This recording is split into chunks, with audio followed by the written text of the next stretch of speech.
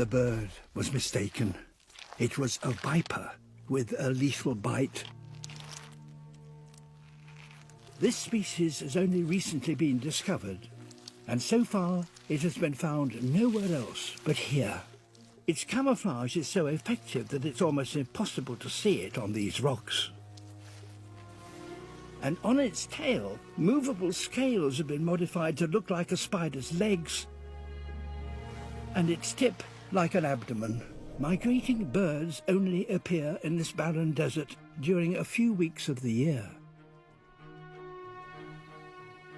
This is the snake's only chance to eat for months. A shrike. It has flown here from Africa and hasn't fed for days.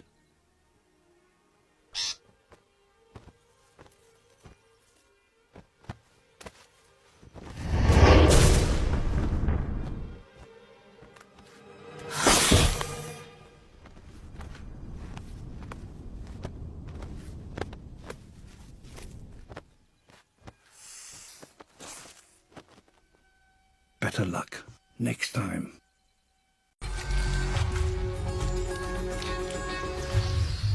The cottonmouth, or water moccasin, the only semi-aquatic pit viper in the world. He makes his living on a diet of fish, frogs, and other amphibians. But he's also an opportunist.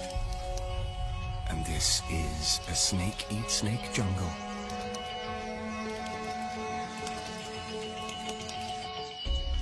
Cottonmouths are cannibals.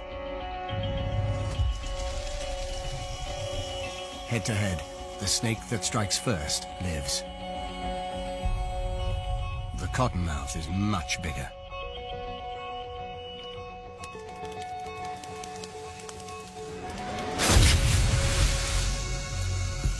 He has the eastern diamondback for breakfast.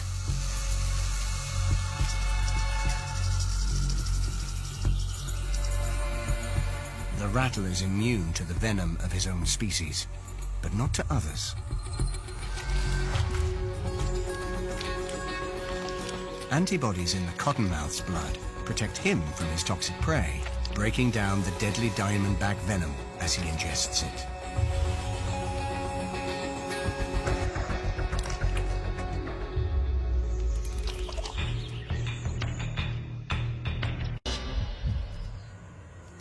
It's a hunter of snakes, with immunity to most of Australia's most venomous.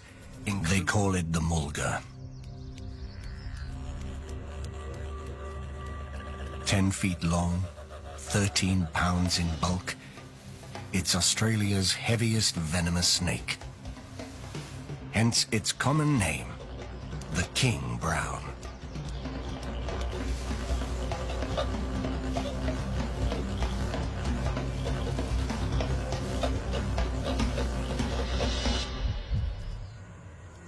It's a hunter of snakes, with immunity to most of Australia's most venomous, including the smaller taipan.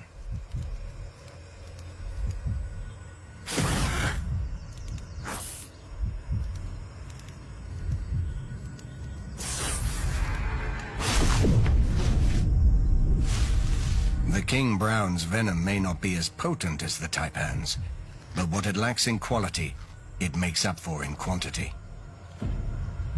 Injecting up to 6 times more venom in a single bite.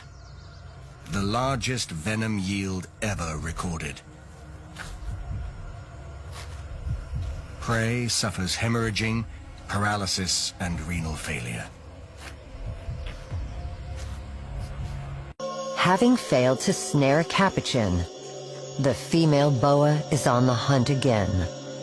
Like many snakes, she has a sixth sense when it comes to hunting. She's able to detect the warmth of her prey, even if she can't see them. And with every flick of her tongue, the boa picks up scent molecules from the surrounding environment. Guided by heat and scent, she can track her quarry even on the darkest night. She's locked on to her target. A master of stealthy stalking, she's got the perfect camouflage for an ambush. She lies in wait for the rat to get within striking range.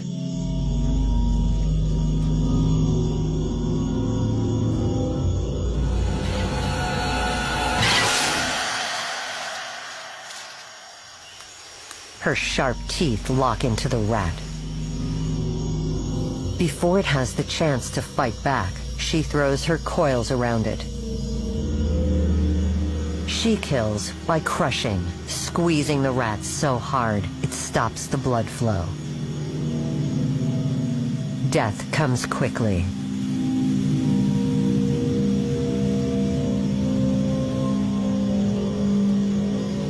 The rat is swallowed whole. It will take her a week or so to digest her meal.